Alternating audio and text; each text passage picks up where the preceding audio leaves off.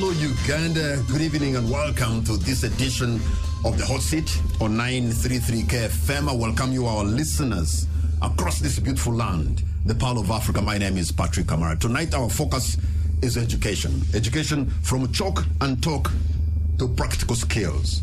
Creating a global classroom for skills-based learning and developing self-awareness, interpersonal and thinking skills to the students or pupils that are learning. Let me introduce my panel this evening. I have two students and two teachers. Mr. Bukili James, thank you so much for joining us. Good evening, sir. Good evening, Mr. Patrick. We also have Madam Apio Linda, also a student. Apio, thank you so much for joining us. Good evening. Good evening, sir. I have Akelo Edina, an instructional coach at Pangea Educational Development. Thank you so much for joining us. Thank you. Good evening. And also with us, we have a visiting scholar at Chambogo University, Professor Bismarck Agambo. Thank you so much for joining us. Thank you so much, Patrick, for having us here. Okay, let me begin with you, James, because you are a student.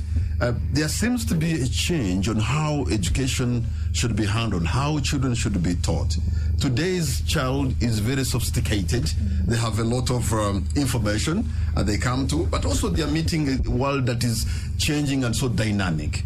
What do you think education should be handled in today? When we're talking about practical self-awareness, interpersonal skills, what do you understand them to be, and how can a child benefit from this? Thank you, Mr. Patrick. I'm happy to be here tonight to share with you the dynamic of teaching, of which we are now seeing a shift in teaching from the traditional way to the practical part of it. Let me share with you a brief story.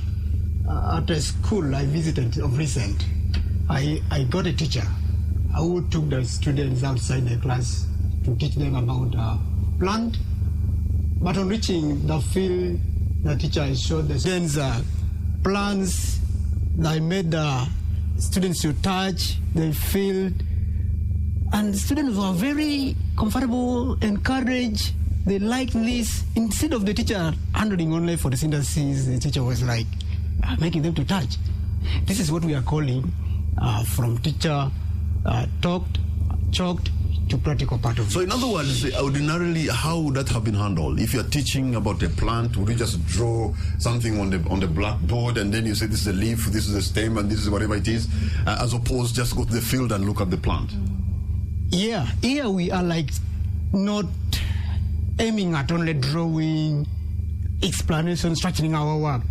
But here we are like trying to make it practical by engaging learners, sharing them with what they know, what they do not know. And we just build on from what they know. That is what we are calling practical part of it.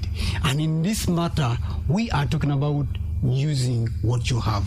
You know, this business, Linda, of using what you have, are we not likely to have learners who have, are trained so differently? Because what you have will mean so many things. Some people will not have anything.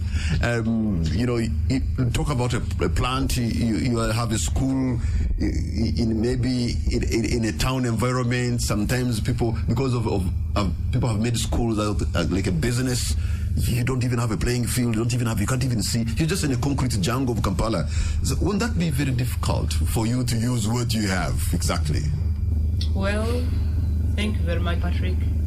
To me, according to my view, I don't think it will be all that difficult, since it is not that we are running away from the curriculum. We are integrating the practical skills into the curriculum. It is that. Not that different schools do handle different curriculum. We follow the same syllabus. So, as you're following the syllabus, you should ensure that if you're teaching the plant, like for example in the urban areas, there are also trees. You should introduce the thing lively to make the learning real to the learners. It should not be abstract, just going there to draw the flowers, yet we have flowers and others are even sold. So you have to make the best use of those materials so that learning can be real and meaningful to the learners. So what I'm trying to say here is that I don't think if we teachers incorporate the practical skills, we shall be handling different aspects, since we are following one syllabus within the country. But using the resources that you have, that will require maybe extra resource in terms of financing, infrastructure. Because if the children must feel, must touch, must experience, there are things that will need maybe to be bought, to be exposed to them. There's an element of money. Do you think some schools will be able to handle, Edina, the element of money? It depends on what kind of resources the school is targeting. So, for instance, in this case, let's assume the school cannot afford it. We have students. We come from diverse cultures. We have stories from our cultures that we come from, and most of them are in relation to the content that we teach. We can actually build imagination based on that. If it is in a space, let's say, it's in a space where we cannot get those resources that we can buy. Obviously, there could be a situation where schools cannot afford to buy some of those resources we are talking about. But then also, we could purpose to look at those resources that do not necessarily require financial resources, financial means to get them. So there we now lay back on the ones that we can lay our hands on. So we get back to the ones that we can solve at that particular moment as we wait for opportunities where they can be financially catered for. Professor Gambo, in my world, when I was first taught computer, the teacher had to draw it on the blackboard. Yes. And say this is a mouse, and say this is a monitor, and say this is a CPU, and because, I mean, there are very few. Growing up in Fort Portal, maybe there'll be very few people with computers. Mm-hmm. But somehow, by the grace of God, we later learned and we can use this system. So when you say using resources, and I'm talking about the technology that is going to be is driving the world, mm-hmm. but in most schools in Uganda today, that technology is not there. Mm-hmm. So if you, how do you deal with that? Technology, in simple terms, is a tool.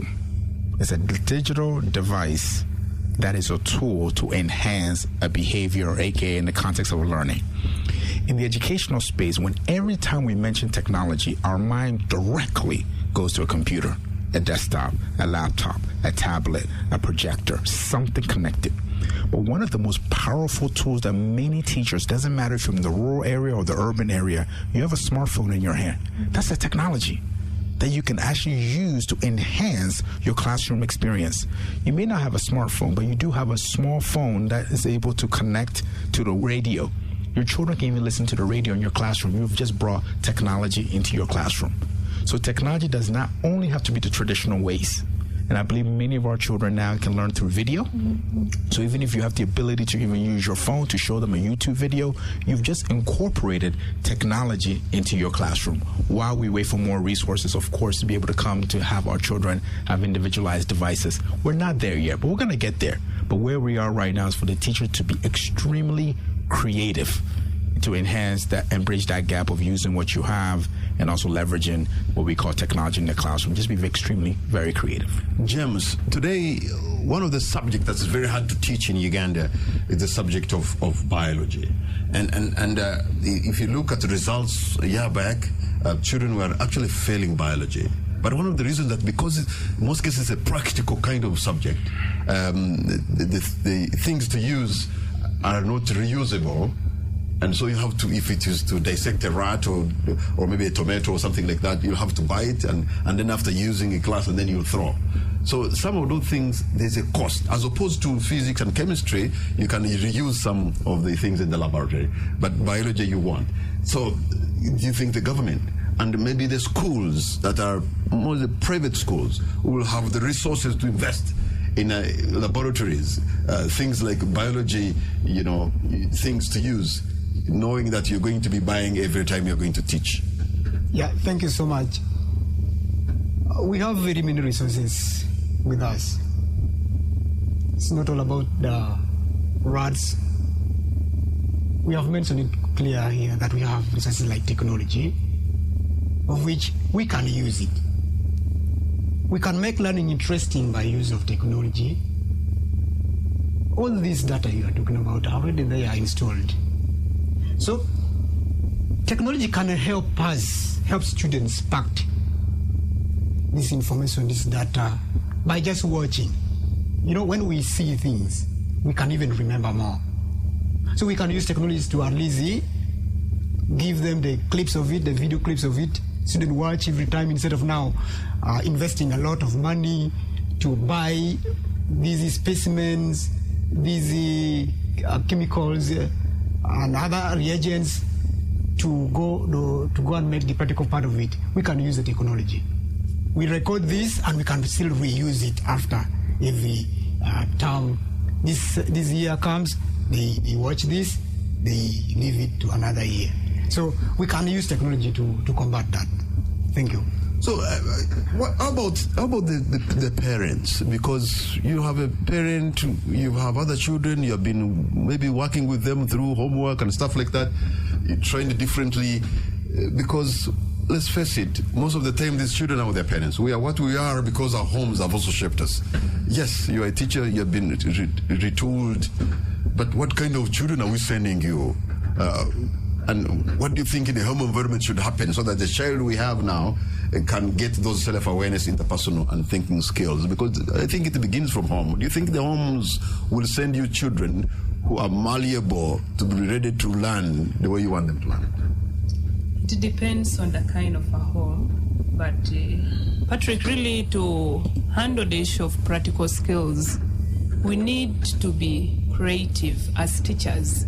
Let's say you were talking about biology aspect where you were like, we have to have the rats, the tomatoes. Yeah, as a teacher, I would encourage others to maybe group these learners according to where they come from. You know, these learners are from different environment. Others have a lot at home. It is not that we are trying to influence them to get what they have from, but we are trying to tell them to incorporate, to make the best use of the resources they have.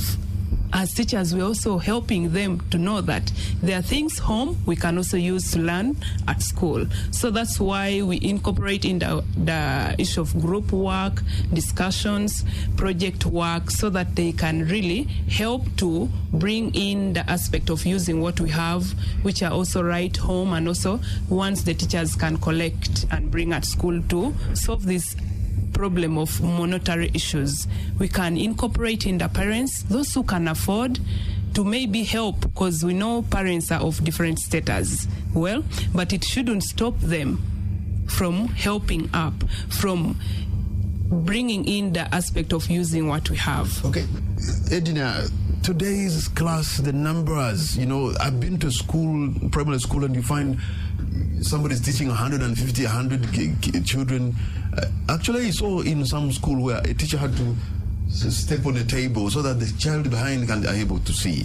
You're going to be trained in Chambogo University to practical skills and stuff like that.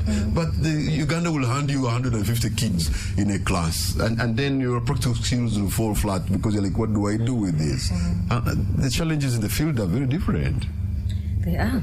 And like every other job you will come across, or maybe every other profession, it comes with its own baggage. And that does not mean we should run away from the opportunity, but rather we should embrace it, embrace the challenge to figure out new opportunities to make it better. And I do believe teachers go through a lot of these challenges, like you have just mentioned. Someone has to stand in the middle to make sure their voices are heard and every other learner gets to participate. In a class of 150, it looks like an impossible task, but that's where teamwork comes in with the colleague teachers that we have around us. If I have a lesson and I have a class of 150 and I teach that class with Madam Linda, and I figure out this lesson that I'm going to do might not be very easy for me to handle it on my own. So I'll go and ask Linda, Madam Linda, are you free or are you available in this period? Do you have a class? Oh no, maybe I'm free. I really need help. This is my lesson plan, and that is why it is very important as teachers that we prepare lesson plans, because in this situation, when you are prepared, any other colleague can easily jump in to support you, because this is where we are trained at. We just need a guide of, okay, this is how this lesson will run, and then Madam Leader can easily come and support me. So in this case, teamwork is very important as teachers. I can easily call, and we are 2 in the class. So if we are 2 in the class, we can manage 150 learners or even more. Then we would be able to bring in all the other practical aspects that our colleagues have mentioned. If we are talking about dissecting a rat, we would bring a 1 tomato. I don't think it would be very hard to get that. Professor Gambo, well, as we look at the 21st century, the teaching of today, really, what's wrong with the way how we were taught? I mean, the curriculum that we've known for years has developed some of the top-notch doctors around the world and engineers, flight captains and stuff like that. What's wrong with how we've been teaching? It's how are we learning? So the 21st century space we're in right now, it's not what you are learning anymore. It's how you are learning. And it's a funny phrase that we say, learn to unlearn to relearn. So before I can answer that question, let me take you one step back. You asked Linda a phenomenal question regarding the parenting and the involvement of a teacher when that first child gets into that classroom. Well, remember, the child's first teacher is a parent. And the 4 pillars of the core 21st century skill that every single child needs to know how to learn: listening, reading, writing. I think the last one was speaking. Many parents now, we were having this conversation earlier today, are dropping their children off, and I'm going to get a little controversial for a moment because it links to the work that we're trying to do, talk about developing the nation through teacher development and also ensuring we're equipping our kids. 3 months old, a child is being dropped off at daycare. 1 year old, a child is going to school. We are missing something of the cognitive development of that child. And for primary teachers that are on this table this evening, it makes our job extremely difficult. Because now we're talking about bringing in values. Now we're talking about what are the core skills that child will need to make sure they're successful on the primary level, secondary level, on the college level. All right. Professor Gambo, Akelo Edina, Apio Linda, and Bukili James. Ladies and gentlemen, we're going to take a break, and the Hot Seat will be right back. Welcome back to 933 KFM, and this is the Hot Seat. My name is Patrick Amara, and my guests this evening are all authors. They have co-authored a book, From Chalk and Talk to Practical Skills, Creating a Global Classroom for Skills-Based Learning, Developing Self-Awareness, Interpersonal and Thinking Skills. And I have Bukili James, Apio Linda, Akelo Edina, and Professor Bismarck Agambo, who's a visiting scholar at Chambogo University. You know, sometimes when you look, Bukili James, when you look at what children are being taught in Uganda, especially at primary level, P1 or even kindergarten or even P2, algebra, you know, sentence construction and stuff like that. But yet in the real world, we need values in a child, things of, empathy, things of timekeeping, things of integrity. Yes. So how do we teach the things? Because in the real world, I need to deal with people who have integrity. I need to deal with people who are team players and things like that. But we seem not to be teaching those skills or values to our kids. For many years, classroom have been used for lectures, lesson structurings, explanations only. But from this book,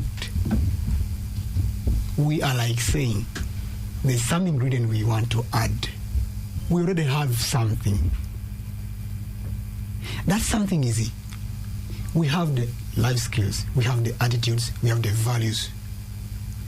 But we're not just trying to shape that as a teacher, as you are going to the class, what is your target? What do you want to instill in a learner in a particular content you are going to present? That's how you can structure your work, and that's how you can instill in these values and skills. So as a teacher, before you go to the class, you have to plan on what you want to impact. You know, teaching is not only seen in the title or the papers, but teaching is seen in the impact. How do you impact the learners on how to live with the people, how to live themselves, how to live with the community?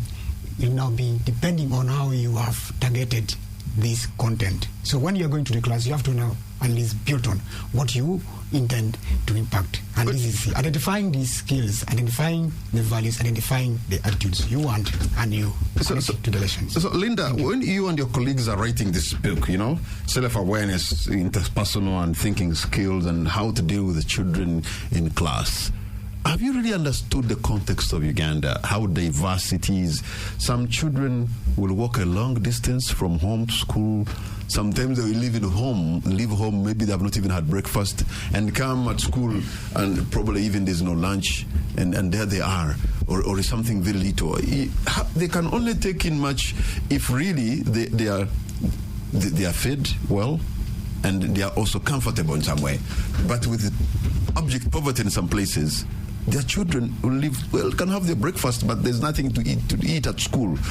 These practical skills are prepared to impart into them may not work unless also they are healthy, but they have a healthy mind and healthy body.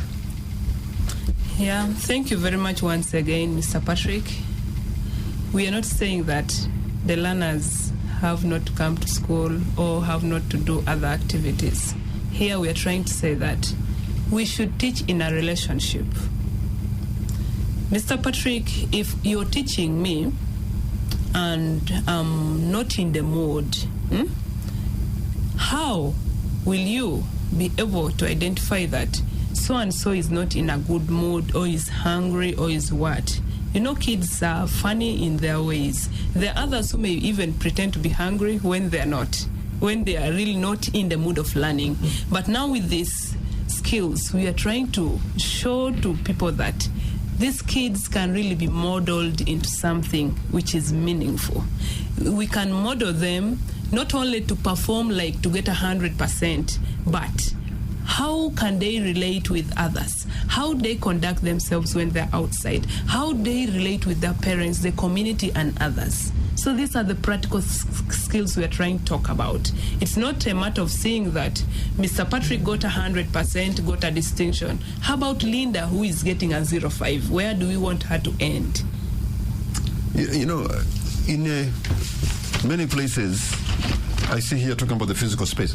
In many places, now that education is in the marketplace, whoever has money, you can start a school and do what you want, because the whole idea of the school director is actually not to impart skills and whatever. The whole idea is the bank balance. Mm-hmm. So you'll come with all the things, you're prepared, you think you want to create some change. But education is largely in the hands of the private sector. Whose private sector main number one goal is to make money. And that, you know, children have nowhere to play from. They have a building that was meant to be maybe a commercial house to sell clothes and other things has been turned into a school. They are learning in an environment that is not for learning, and yet you want them to discover their talents. That's a tough call. It sure is, depending on how you look at it and what your goal is as a teacher. Like you mentioned, schools are opened in all over Uganda, and sometimes in locations that do not favor learning as we might look at it. But the moment you are in a school setting or maybe in a space where you're trying to teach children, in a space where you're teaching children, you must first of all prepare yourself mentally as a teacher. What is your goal in that setting? What is your target? Like you earlier on mentioned, we are trying to teach them integrity, we are teaching them hard work, we are teaching them empathy. How are we going to teach this? As a teacher that is in a space of that kind, you are going to model that empathy. We are going to model the integrity. We are going to model hard work by showing them. If I am giving you rules that we are going to follow in class and I'm not following my same rules, I'm telling this child, it's not important to follow whatever you say to the people. That's what we are calling modeling.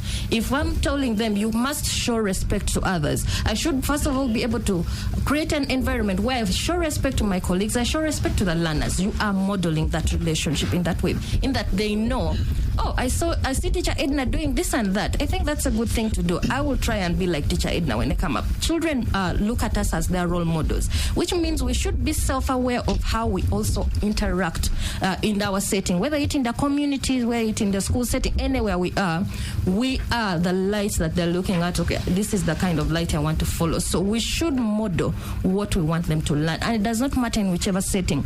If we are trying to teach them how to have an interactive classroom, we are going to create space in that small room, because even if it's a rental, it is usually a large room that can cater for a group of people. If I'm going to use gamification in the classroom, I can draw a hopscotch in front of the class.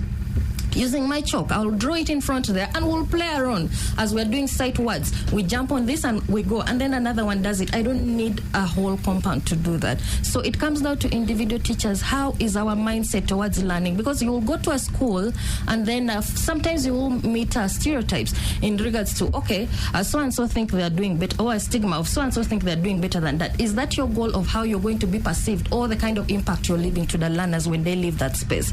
Because trust me, we are students. and we have taught for some period of time. Right now at Chambogo, we are with our students. And if we had a terrible relationship with the students, what we taught earlier on, we will be having a hard time right now at Chambogo. So it comes down to the relationship you're trying to create with the students that you're teaching. They are growing up. They will be adults later. Would you be happy if you met a child that you taught misbehaving on the streets? It would break your heart as a teacher because you shaped that learner. Professor Gambo, yes. I want you to speak with clarity on matters of values and how you think values can be taught. Wonderful. Thank you. And that's a very good question, and I echo all the sentiments that my colleagues have said about the importance of using what you have. But you asked me a direct question, value, and I'm going to give you two acronyms to jazz up your listeners a little bit. Something called MET, M-E-T, and then TIN, not the tax identification number, okay? It's going to mean something different. So you can't teach values. You model values. And MET is money, energy, right, and time. So when I'm a teacher in the classroom, I model time management. If class starts at 7:01, I want to make sure that all of my students are there at 7:01. That's the value of time management. We model time management. Energy. We're talking about learning how to manage people, learning your emotions. Energy. We manage that. And then money, right? So at the end of the day, you don't want to waste money. So those three things we never waste. So a teacher has to model those three value system, if you want to call that, if money is your value. And then I'm back to my 10. Integrity, networking, and then time again. All of my students that are in your studio today, they know one thing about Mr. Bismarck. I don't play with my time. So when we talk about integrity, being honest, being anti-corruption, these are values or systems that teachers must be able to embody. It's not what we write on the chalkboard, is that integrity, do not steal. But you as a teacher, your integrity is questionable. You are teaching, but you have 3 businesses in Kampala, and then you leave. You're not modeling integrity. And one day you're going to run across your students, and we don't want to cheat our students. So values is not something we teach. It's something we model. And that's what I want to end on. I want to thank you so much, Professor Agambo. I want to thank you, Akello Edina. I want to thank you, Apio Linda and Bukili James. We're going to take a break, but when we come back, I'll be letting the students and one teacher leave so that we're joined by other set of panelists to continue with this discussion of creating a global classroom for skills-based learning, developing self-awareness and interpersonal and thinking skills. I'm going to hear the views of other people like you, other teachers like you, and other students like you, and what they make of this. We're going to take a break. And we'll be right back. We've been joined in this discussion by 2 other colleagues. We have a student at Chambogo University, Kiriri Ronald. Thank you so much for joining us, Kiriri. Yes, how are you today? But also we have been joined by another co-author of this book, From Chalk and Talk to Practical SIT Skills. We have Faith Cinderella Akuru, also from Chambogo University. Thank you so much for joining us. Thank you. You know, Faith, one of the most important things probably is a teacher should be a role model. Exactly. Yes, and in most cases, if you are a good role model, then probably even your children will become men and women of substance. How does a teacher, Ronald, become a role model? Thank you so much for that question, Patrick. A teacher can become a role model by doing what is exactly supposed to do without anyone seeing him or her. A teacher can be a role model by doing the excellent, all the extraordinary thing without anyone seeing him. What does it mean? A teacher is not someone who is after being praised. A teacher is someone who does something that can continue without him. A teacher is someone who is whereby is all the time is a title carrier. If you found a doctor drunk on the roadway, and the teacher is also drunk. But this role model, Ronald, this role model, with all respect, who is out to mean well, and you want to cause change and impact skills in young people, but the government is actually paying you peanuts, and I'm saying this with a lot of of caution and respect. Yes. You to be a role model also, you also need to be facilitated, to be remunerated well. Some of the things are missing. Okay. You go to school school, but you're also hurting. You're in pain because there are things you have not taken care of at your home because the resources they are giving you in terms of pay is meager. So that will affect you being a role model, won't it? Thank you so much. Actually, a teacher is all-time title bearer, no matter the situation, no matter the condition. And it's those conditions that make a good teacher. You find that a teacher is someone that uses what he has to change the condition. In the Bible, Moses used the staff. Joseph used a dream. Jesus Christ, the one we praise today, and until this world perishes, used what he had to change the condition. Today, a teacher who is always grumbling, complaining, will remain in the backstage. And that teacher who has accepted the condition and he knows that he's the one to change the condition, he knows that all this situation to change is all about him, himself, herself, is the right person, is the caller to change the condition. Yes, the challenges are there. Everyone knows that the challenges are there. But yes, what next? Use what you have to change the condition. Cinderella, if you have an outstanding teacher, they are putting in their time, they are very committed, they are very passionate about teaching, and maybe they are creating some change among the learners. But the communities and the places we work cannot even recognize and reward such teachers. It will demoralize other teachers. Say, look, I'm putting all, but nobody is even bothered to stand. I'm talking about rewarding. Do we have a system of rewarding teachers who are outstanding? Yes, actually. Let me begin by saying self. You first begin by saying yourself, you motivate yourself before someone else come to motivate you. Because teachers are called to serve. And as we are called to serve, we must accept that the little we have, we can use it in order to come out of our situation. As here we are talking about using what we have as a teacher. If now they don't, if maybe somebody from outside doesn't appreciate you, what do? You have to continue working harder in order to achieve your goals that you have set ahead of you. I know sometimes those challenges are there, but we are saying here that we have to use what we have in order to come out of this situation. Thank you. We have this book here, and I've been thinking, what would you want the policymakers and people running the affairs of government to do, or the affairs of the Ministry of Education, in regards to the book you have co-authored with your colleagues, Linda? Oh, sorry, Edina. It's okay. What would I require them to do? I can only call for backup. As teachers, we are already doing our best, and we will continue doing our best. So for now, what I can say is, in our setting as Chambogo, we have the backup of our lecturers, we have the backup of the university, and this makes work very easy. In a school setting, I request administrators who are working with these teachers, heads of departments who are working with the teachers, create opportunities where you meet your teachers one-on-one before you can even take the issue outside the school to the ministry or to whoever. First, handle the situation in your setting. In your classroom, have conversations with your students. Set up a pace. What kind of policy are you setting in the classroom before you move out of the classroom? As the school itself, what kind of support are you giving to the teachers? As the school heads, as the proprietors, make sure you back up your teachers. They will report them to you and all that. In front of the crowd, support them. At the back of the crowd, support them. Make sure the policies that they're trying to impact inside the classroom, the thing we are talking about of using what you have, there should be backup. So, and this goes ahead to the uppest head of whoever. There is call for backup. Support the teachers who are coming up with innovative ways to make it easier for the learners, because with all these challenges coming in, if you're fighting a one-person battle, it becomes very hard. But if you have the support of people around you, it makes it easier. I will leave it to Professor Bismarck-Agambo. Education in the Western world is a bit different how a child is handled.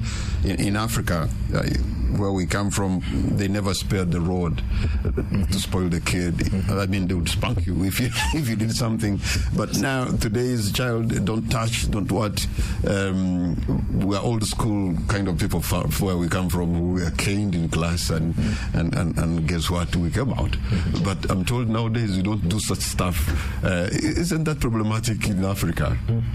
The West African mother will still give you a little bit thing so that, to handle you, so that the Gambo can come out the way he has come out. Well, I'm still feeling my pain from my mom beating me. I'm still feeling it today, and I'm 40, so I'm still feeling it today. There's a fine line between abuse and discipline, and I believe discipline never expires. So within the African context, all we are trying to do, there's no manual on how to be a parent. You don't go to school to become a parent. To get a driver's license, you take a test to get a driver's license. But to bring a human being into this world is something that we just do and we manage as we go along. So discipline comes with love. That's the point. Discipline is because we discipline the child because you love the child. Now, from the educational context of discipline, we believe now it's about looking at the entire child. So in the U.S., where social emotional learning is part of the curriculum and part of the framework of how we educate the entire child, completely around awareness, self-responsibility, self-regulated, these are the things that the child would take beyond the classroom. So within the African context, we're having that conversation now. But in order to have it, the teachers must be equipped with the skill to be able to know that, you know what, there's a time to discipline the child within the confine of love and understanding and listening and making sure that that child is walking away feel loved. No, you've talked about the American example. When you watch television and see what is going on, sometimes you realize that a school in America, in some cases, not even a safe environment for students. Somebody goes back home and picks a gun and then comes, before you know it, there's mass murder. And almost it's too often happening in America, and I'm wondering why. Such stuff. So, but even in Africa, here in Uganda, we have our own challenges. But there, the challenges are even more, where you find the school is not a safe environment, even for a child. Good. So, and for us, that issue of school violence, that's an outlier, right? That is something that has a lot to do with mental illness, that has a lot to do with the ability of not focusing on the child. And I think one of my colleagues alluded to this earlier. It's when we bring in the social emotional learning aspect to our educational system, we're able to figure out and find these triggers before it becomes disruptive. So even, yes, within the Ugandan context, a lot of boys are growing up and becoming alcoholics. A lot of young women are growing up with a lot of challenges. Many of this has to stem with this emotional conversation that we're not having. We're not making teachers therapists. Let's be very, very clear. Or psychologists. Let's be very clear. What we are making teachers become is to become self-aware of their environment, because that teacher is a nation builder. They have more influence over that child's welfare emotionally, educationally, than you can ever imagine, and we have to bridge those two, and that's the conversation we're having on a macro level. Ronald, how do you tell that the child in class could be having social emotional issues coming from home, their mental state is not good, so that you can deal with them? How do you deal with them? Thank you so much, Patrick. As a teacher is someone who can observe the child, the whole child from school, the whole child even at home, the whole child even in community. If this child has been very playful, very free in the class, he answers the questions freely, and then from nowhere you start seeing this child withdrawing. You find that this child, you have asked a question, this child is dozing in class. You find that this child is maybe all the time, maybe the skin has changed, and so on. You find that it calls for what we call action research. Action research, you as a teacher, to get the solution there and then. What do? You ask this child, you call this child. Do you know that teachers, we know your children more than you do, you as parents? So if at all you want to understand your children, ask teachers, handle teacher, talk to teacher. I love the parents who nearly take all the time to call the class teachers. Has my child reached there? How is she doing in class? Has she eaten breakfast? And so on. They are so caring. So you find that there are even some parents who don't even bother to coordinate with teachers. That's the most, you are digging a grave for your child. Okay, Ronald, Faith, Edina and Bismarck. We're going to take a break and Hot Seat. Welcome back to 933 KFM, and this is the Hot Seat. My name is Patrick Amara. My guests tonight are Kireri Ronald, a student at Chambogo University, Professor Bismarck Agambo, a visiting scholar at Chambogo University, Akelo Edina, an instructional coach at Pangea Educational Development.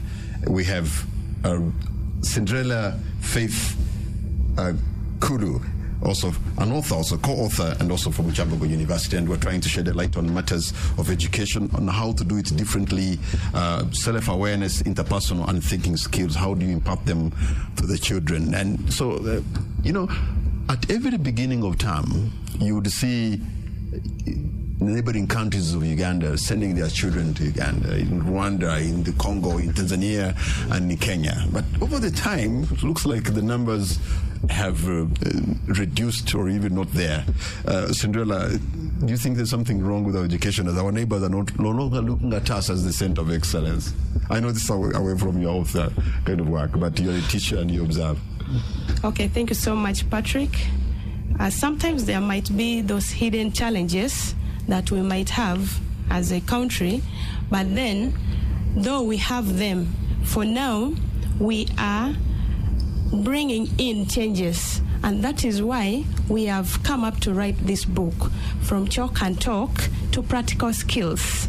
Maybe that one was not in place for us, but as we have thought of bringing this, I believe that from chalk and talk to practical skills, we shall have a change in our country, because according to the situation at hand right now, they have also introduced project-based learning in our schools. That one alone, it is going to impact some knowledge on our learners, and we shall realize that if we stick on it, other countries, they will begin coming back to our country for education, because we shall have change. Thank you.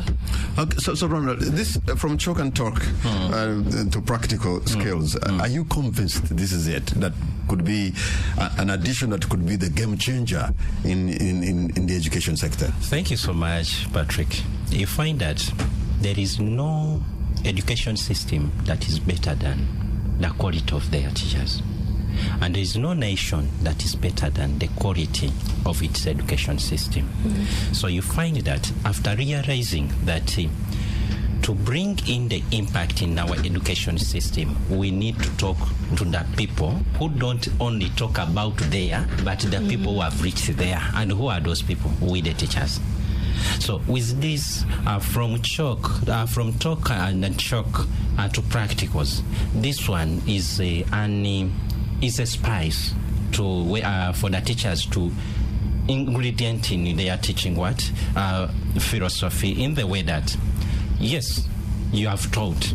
You remember the traditional methods which your teachers used to teach, to use when teaching. Writes on the chalkboard, even tells you, hurry up, I want to do what? To clean off. Please hurry up. Teacher, I'm still here on the first part. Hurry up. I want to explain. These traditional methods, they had made teachers to be slaves to the syllabus. I want to complete the what? The syllabus. But how about the child you are teaching? How about this boss? The child is your boss. The learner is your boss. Has this child understood the content? Beside the content, how about the context itself?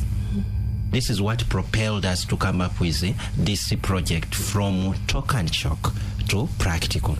Yes, you find that even you regret the time you spent in class on the theoretical part of it, as to why you didn't embark on your journey of being a presenter. At times even you regret, you even say you would be somewhere much as you are here right now. So you find that if at all we had teachers who could bring on the practical part of it, communication skills. Yes, you are teaching this child to read, write, speaking and so on. Yes, the day is done. Boom. You have taught this child the passage and so on. Have you taught this child to summarize this passage? From this summarizing, you find that you're already bringing on someone who is going to be an author. Okay, so Edina, some children have their own, gifts. They have their own talents. How, as a teacher, how do you identify their talents and their gifts so that you can nurture them and grow them and raise that potential? Thank you very much. How do I identify talent in different learners? Create opportunities where they can keep trying as you're monitoring. Like we say, teachers are observers. When you create opportunities, not like I mentioned earlier on, you're teaching a content that is in relation to speaking skills. Bring in an object, and I relate this to what Professor Bismarck does to us as a class. When it is in relation to speaking skills, it gives us a project work that we need to present in front of the whole class, or maybe an audience bigger than that. So let's say you want to become a politician. You're going to make yourself one, like you're going to prepare like one in front of the classroom. Make a speech as a politician. In that moment, you can identify out of all these children which one is an orator, a gifted orator.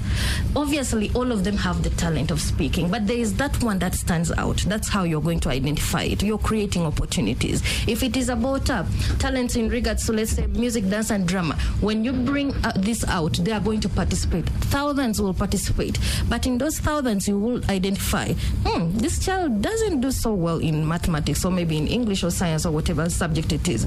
But when it comes down to the creatives, the arts, this child excels.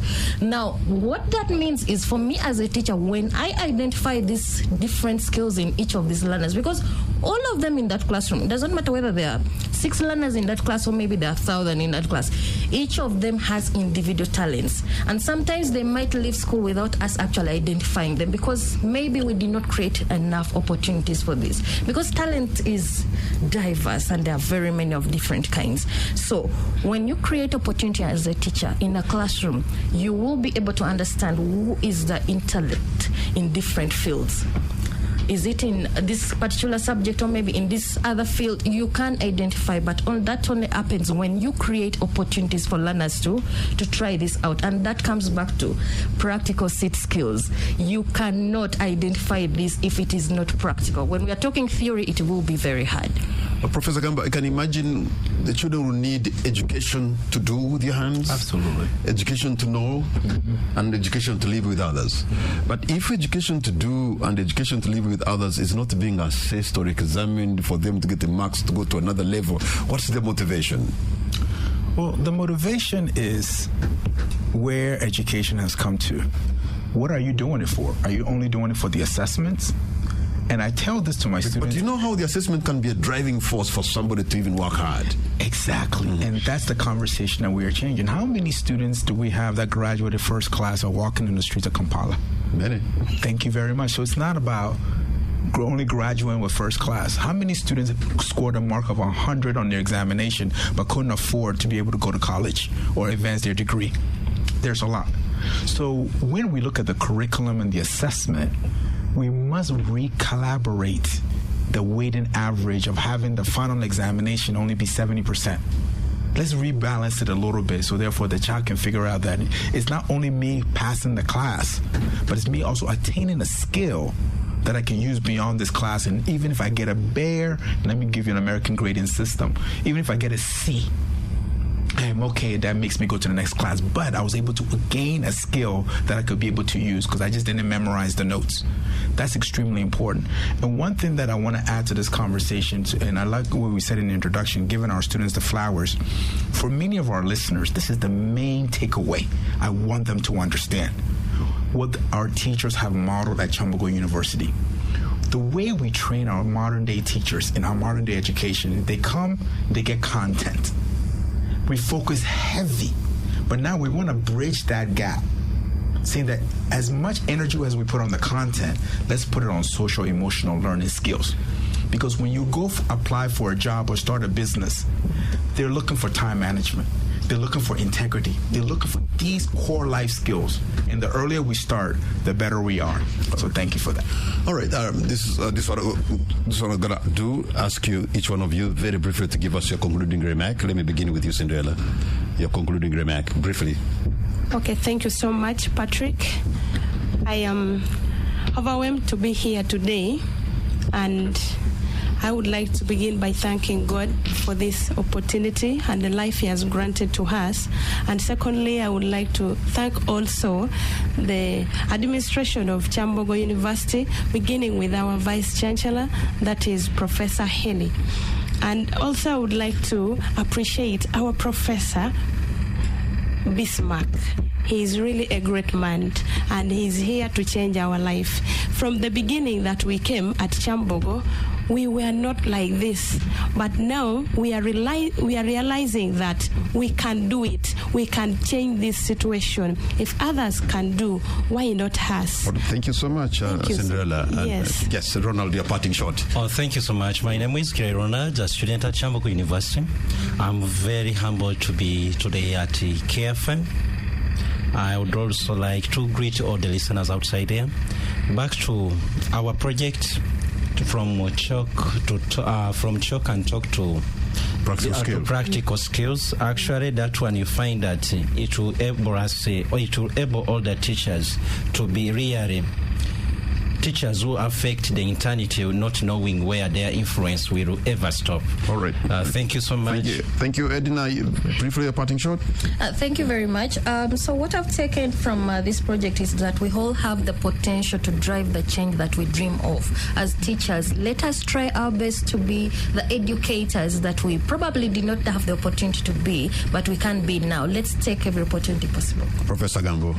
Well, first of all, Patrick, thank you so much for your platform, KFM, for being a consistent partner. Every time we reach out for our Chambogo fraternity, for the Department of School of Education, Dr. Watulu, Dr. George, for all the work that they're doing to allow our teachers to be developed.